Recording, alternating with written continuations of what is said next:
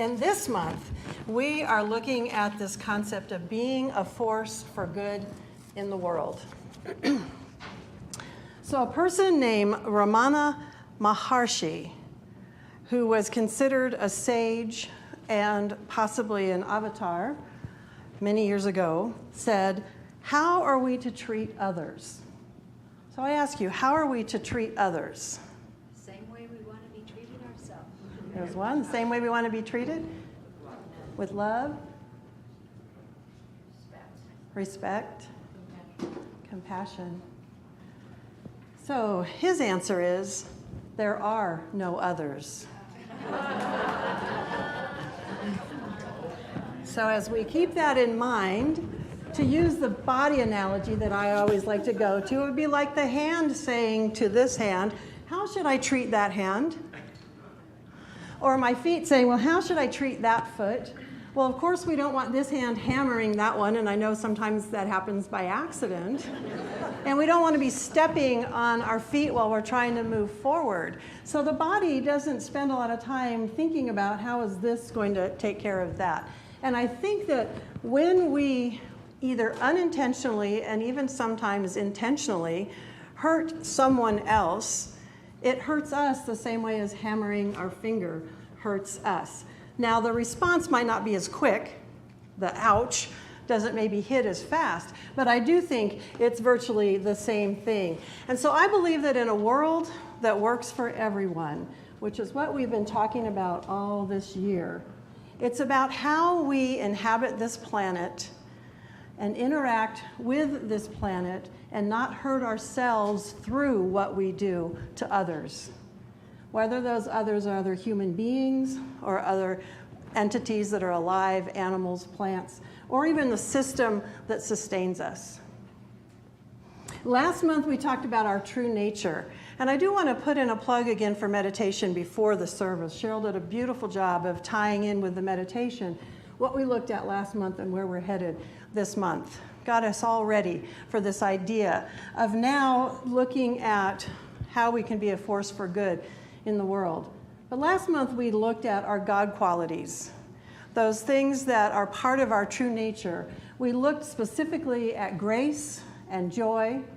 And we also talked about the storehouse that we have access to, God's storehouse essentially, where we can pull out of it anything that we need and want to create the life that we want to live.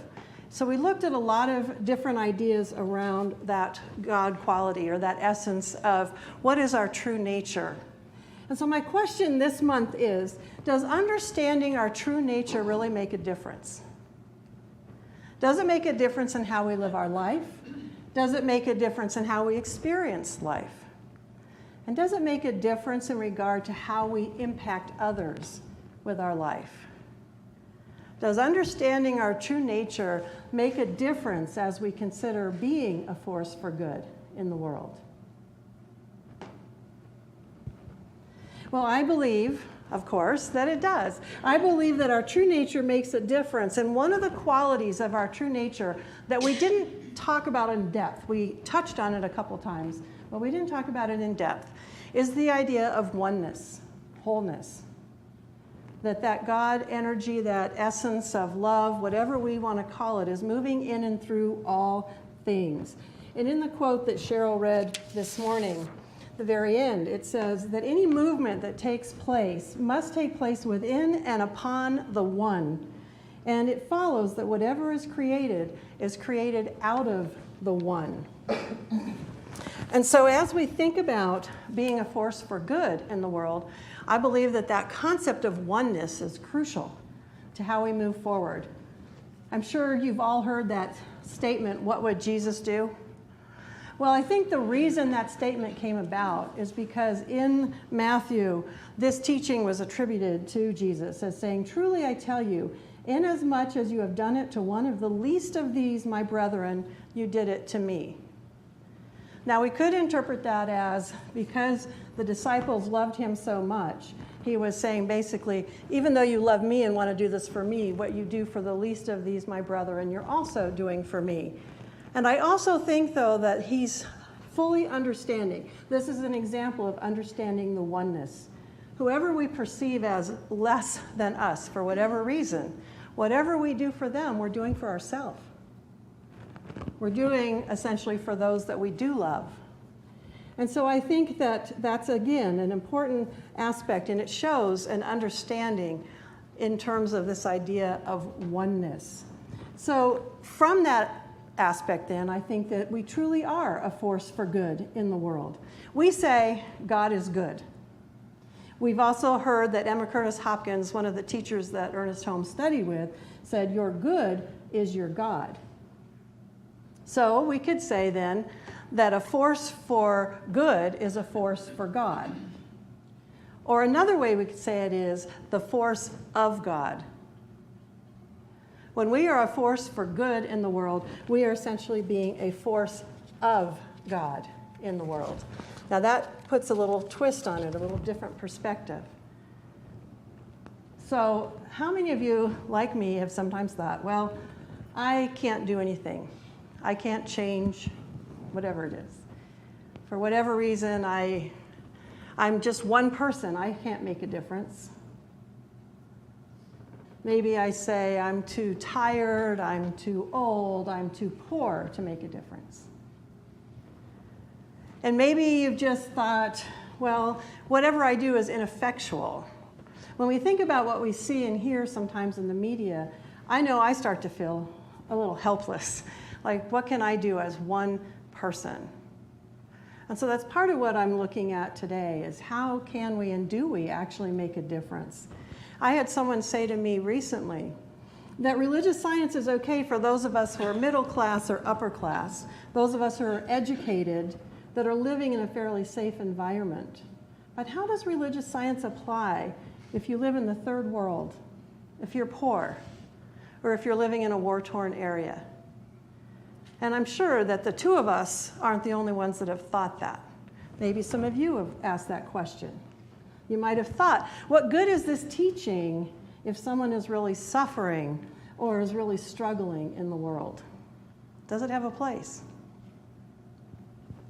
I think that those are questions that each one of us have to actually grapple with and consider for ourselves and come up with answers and discuss with each other. Discuss that over lunch. Talk about it and see what you think. In the July Science of Mind magazine, they did an interview with the Dalai Lama. And in here he said, it's unrealistic to think that the future of humanity can be achieved on the basis of prayer or good wishes alone. What we need is to take action. Therefore, my first commitment is to contribute to human happiness as best as I can. I'm also a Buddhist monk, and according to my experience, all religious traditions have the potential to convey the message of love and compassion. So my second commitment is to foster harmony and friendly relations between them. And I think the them refers back to between religions, but I think we can apply that to people as well. And so right there, if you think about his words and then think about the reading of Ernest Holmes, he talks about movement, activity. It's not just sitting in prayer. It's taking that prayer into action. The Dalai Lama has already given us some ideas for how we might do that.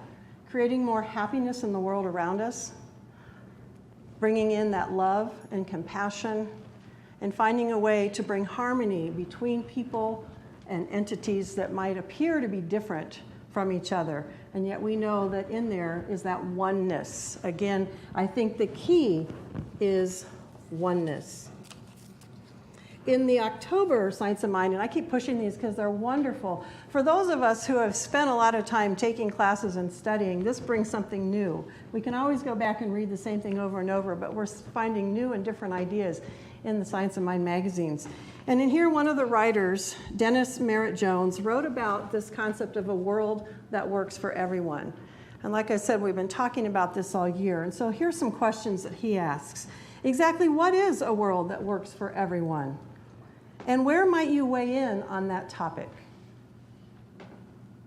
Is it really possible? Does it already exist?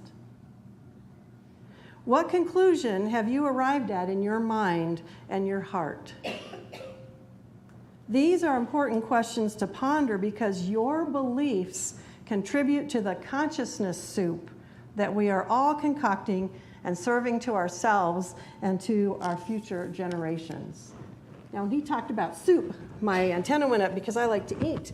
And I started thinking, I liked that visual of consciousness soup. It made me think about the nail soup story where, somebody just has a nail and says, well, what do you have to contribute? As I put the nail in the wall, the stone nail soup, the stone soup. So each person contributes their own, and eventually you have this delicious soup. Well, likewise, the consciousness soup, what a visual. What are you putting in? What is your contribution into that consciousness soup that we're feeding ourselves and our future generations? And one of the things I thought about is when you think of soup, something really small can have a big impact. Think cilantro, think garlic, think salt. What? Chili for Randy's sake, chili, but I like a lot of that. We're talking no. For some people, yes, a little bit of chili goes a long way too. So as we're serving up happiness, as we're serving up love and compassion in the amounts that we as an individual can serve it up, even a small amount can have a huge impact. So remember that consciousness soup and think about what you're contributing to it. Another article in this Science of Mind magazine is about Mother Teresa and the fact that they just made her a saint. And the person that wrote the article, Gary Jansen, said, many years ago, a noted psychotherapist asked members of an audience, if I squeeze an orange, what comes out? So if I squeeze an orange, what comes out? Orange juice. Orange juice. That's what everybody said. And he said, of course, because orange juice is the essence of the orange. We don't squeeze an orange and get apple juice. So then the psychotherapist asked another question. So what comes out when someone puts the squeeze on you? When someone is mean or disappoints you or slanders you? When you are in a crisis situation, or when you see people suffering around you, what comes out of you? And so I think that takes us back to this idea of our true nature. What aspects of God come out of you when the squeeze is put on? However that looks. Because that is our true nature. And this reminded me also of a story that I want to share that just happened this week. Brenda and I have a turtle that we've had. I think it's a desert tortoise, actually. And we've had her since she was about this big. A friend of mine had some in their yard and thought she'd gotten rid of all of them, and then this little baby showed up, and she didn't want it to be out there all by itself. So we set up an aquarium, and we've had her now for a couple years. She's now this big. And I've expanded the aquarium, and we have a playground for her outside. And we take her out every day so she can play and climb on things and eat real bugs. You can laugh, but we have fun. This is Rosie, is our turtle. And so the other day, Brenda told me that Rosie actually flipped over on her back. She fell over on her back. And that really scared Brenda, and she ran over and flipped her back over. And she said, what do we do if we can't leave her alone at all, because if she flips over, what's she going to do? And I said, well, I can't imagine that nature created a creature that's top heavy, that can flip over on its back fairly easily and can't somehow get itself righted. So I went on YouTube and I looked up turtle flipping itself off of its back. And there are several videos that have examples of turtles doing that. And one of the examples actually said, this doesn't hurt your turtle. You can put it on its back, and if it flips over in less than 10 minutes, it means you have a healthy turtle. And I thought, okay, well, that's interesting. So I was telling the story. We have a healthy fly up here, too. I was telling the story to Ray Kleitz, and some of you might know him. And one of the things Brenda had said is, I don't want her to suffer. If you're going to test her out, don't do it. I don't want to see it. I don't want to see her suffering. And Ray said to me, well, there's a difference between a challenge and suffering. And that really struck me. That's why I wanted to share that with you. Because I thought, how often do we think we're suffering when we're really experiencing a challenge? And if we can reframe it as that, we might be able to move through it differently.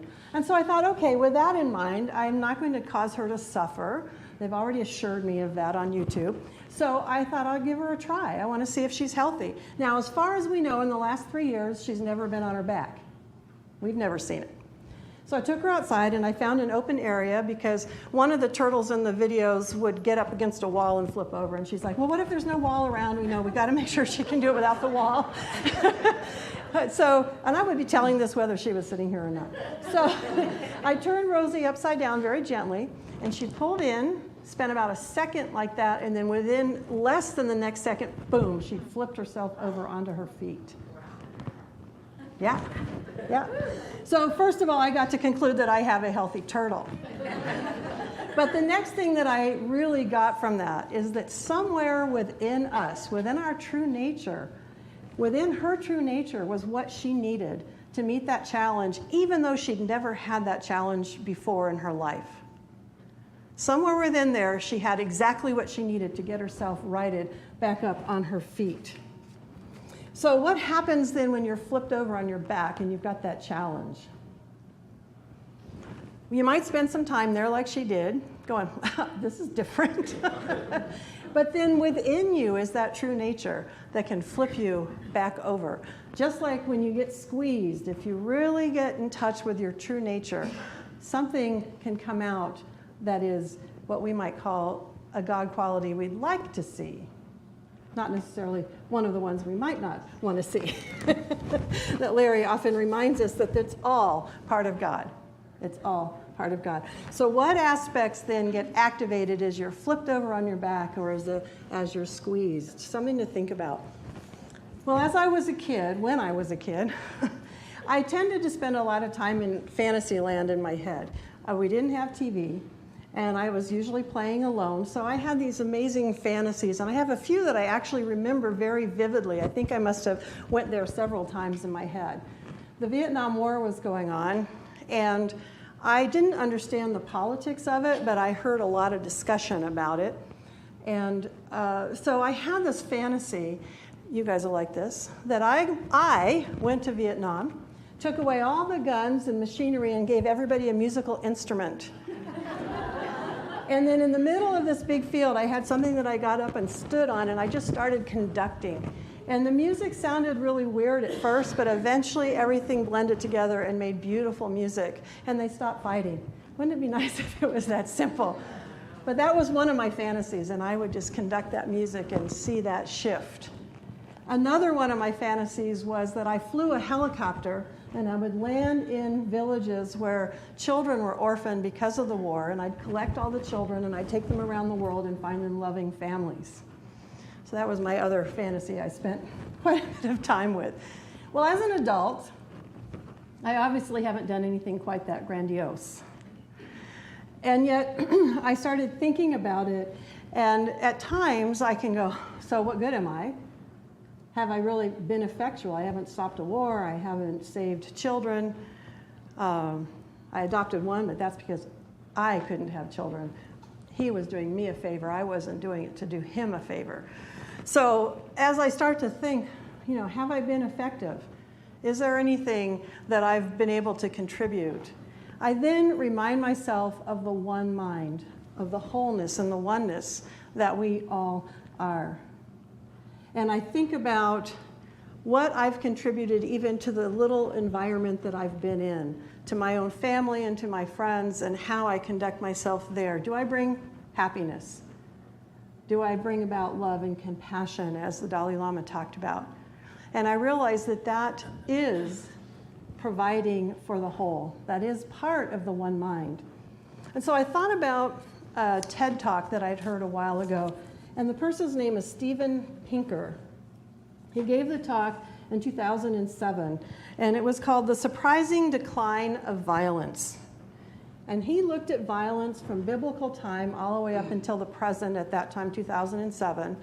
And he said, overall, the big picture, we're not looking at specific small areas, but overall, the big picture, the levels of violence that humankind as a whole are experiencing has declined. And so I kept searching because that interested me.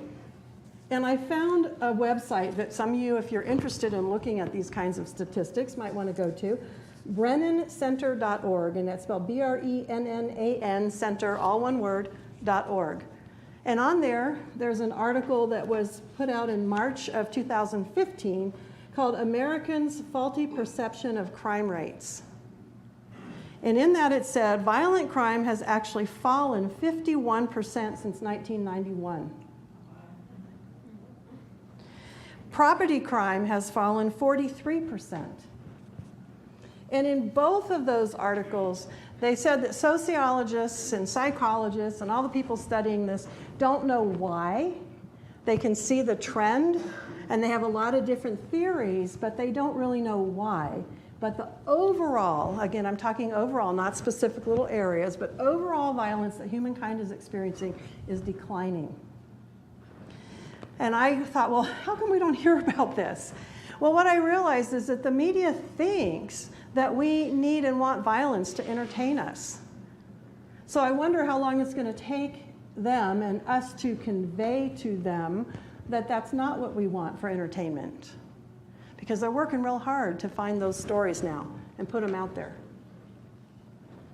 So I suspect, my theory, is that every child's dream of world peace has contributed to the decline. Every one of us that spent time fantasizing about world peace, or when we ask, you've seen those stories when you ask a child, what do you want for Christmas, and the ones that say world peace. Those children have contributed just from that dream to the decline of violence and a greater peace in the world. And I think that each one of us, as we pray, as we take that idea into prayer, is contributing to it. Notice that Ernest Holmes also said in the reading this morning, evolution is the awakening of the soul to a recognition of its unity with the whole. So as we evolve as human beings, we are recognizing our unity with the whole. And as that continues to evolve, that recognition, I think that recognition is helping to bring about world peace. So I know the Dalai Lama said that prayer, just prayer and well wishes isn't going to bring us the world that we want to see. But he didn't say stop praying and stop meditating. He just said that alone isn't going to do it. So what happens when we think, well, all I can do is pray? Or I say, that's all I can do. Well, what does that mean? What are you doing when you pray, when I pray? What is that doing for us?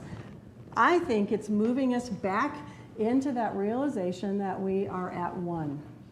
When we talk about affirmative prayer, the first two steps that we teach are what gets us back in alignment with our true nature, the truth of who we are, which one of those aspects is part of the whole, part of the oneness with all of humankind.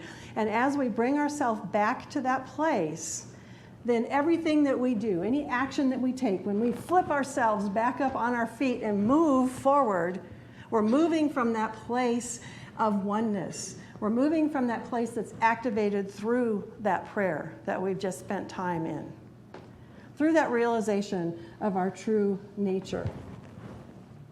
And so as I was putting this talk together, I still kept grappling with this idea, is what I do enough? And so when I get stuck like that, because I was kind of stuck and wasn't sure where to go with this, I move into meditation. I try and remember, I really do try and remember to go there first. So I went into meditation and I started just imagining, what is it I'm talking about? What's going on here? And I got a real clear picture of this planet and its ability to sustain itself without humans. I started to think about, well, what would happen if all humans were removed from the planet? I think it would go on without us. It would thrive. So what does that mean? So then I asked, well, then why are we here? What is the point of having humans then walking around on this planet if it would do just fine without us, that all of those different systems would keep going? And I thought, well, there's sort of three answers to that. I'm sure there's a lot more. But the first one I thought of is we're kind of like that stick that gets stuck in the wheel that stops the wheel of progress. It can't keep moving. And I think that's what we've been doing for a while. And then humans kind of went, oops, this doesn't work, because if we stop this from turning, if we stop these systems, then we go right on down with them. So then we've started looking for, well, how can we be a part of this? How can we move within what's already here? What is our role? And that, again, is part of what I think Ernest Holmes has been addressing and talking about. And so we look at that and we think, well, we could be a tiny cog, just a little blip on a gear that keeps things moving. But every one of those little cogs is important, because without one, things slip and they don't move. Or we could actually be a whole gear that really gets those wheels turning and moving faster and smoother. Again, I think we are at choice as to what role we play in this process. And so I was looking through my bookshelf, and I was drawn to the Beverly Hills Lectures. These are transcripts of Ernest Holmes' talks that he gave in the early 50s. And one of the lectures in here is called "The Universe Doesn't Toil, Treating to Improve Conditions." There's 15 pages of transcript here, so I'm just going to give you a few highlights from what he said. But again, this is a great book, and the reason I like this is because these are transcripts of how he speaks when he's lecturing, as opposed to how he thinks when he's writing, like the textbook. So it's fun to see how he's thinking when he's talking to people. The importance of our lesson tonight, which we might call the technique of treating ourselves and others for the betterment of conditions, is first of all, fundamentally to ourselves as individuals.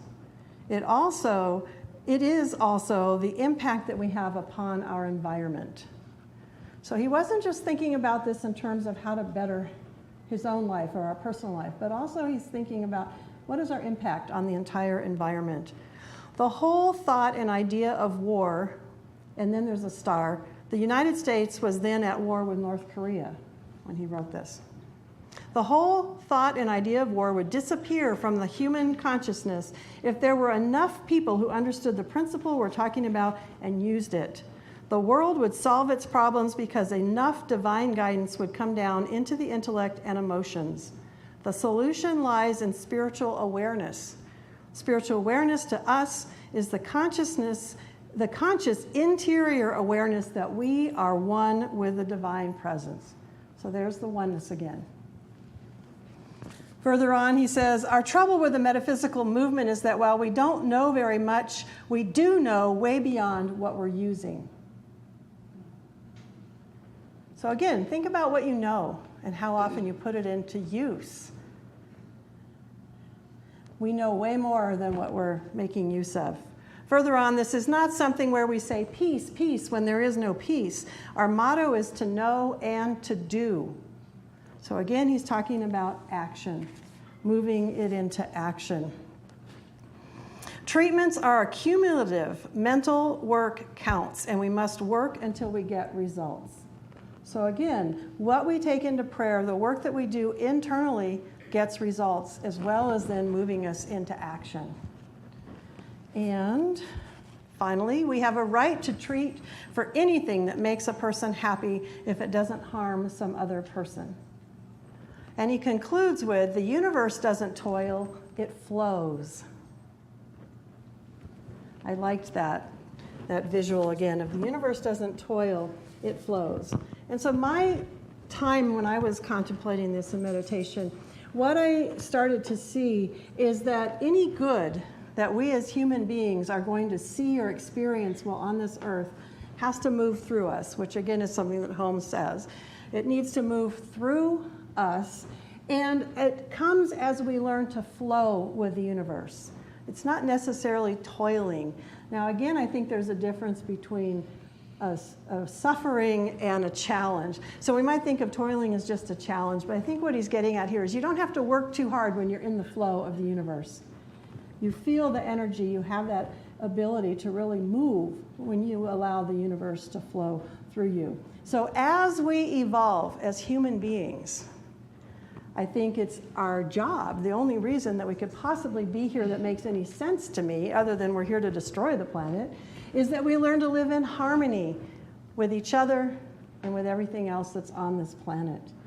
And that comes through our awareness of oneness. It comes to that deeper understanding. And then what we focus on, we know, grows. And that's why I believe that we are already seeing a decline because some of us are taking time to focus on world peace. We're taking time to focus on being at peace and harmony with others in our immediate environment and those beyond us. And as we continue to do that, that's the direction that we are moving. So, in conclusion, I do believe that everything I do and everything I think makes a difference. It makes a big difference. I get to choose what difference it's going to make. And so, how has Spirit been making a difference through you? And that was past tense, so I'm going to ask it again in the present tense. How is Spirit making a difference through you? I've been inviting people up here every now and then to share their story about how Spirit is moving through them. And so if you have a story you haven't shared yet and you'd like to, please let me know, because I want to know more about how Spirit is showing up and making a difference through each and every one of us. And so I also ask you, what has been kind of poking at the back of your mind? I think sometimes we all have that little thing in the back of our mind that says, you really want to go do this. You really want to be able to do this. So what's been poking at you to make a difference, to get out there and do? Beth started her workshop on journaling, and I think journaling is a great way to get in touch with kind of what's going on back here and moving it into the forefront and helping us really listen to that action that we can take. And her workshop is still open. So if you want to really focus on that question, what is it that I've been called to do? What is it I can do right now? No matter how tired, old, or poor I might be, or amazingly wonderful and active, whatever it is, what is talking to me back here and needs to come forward into action?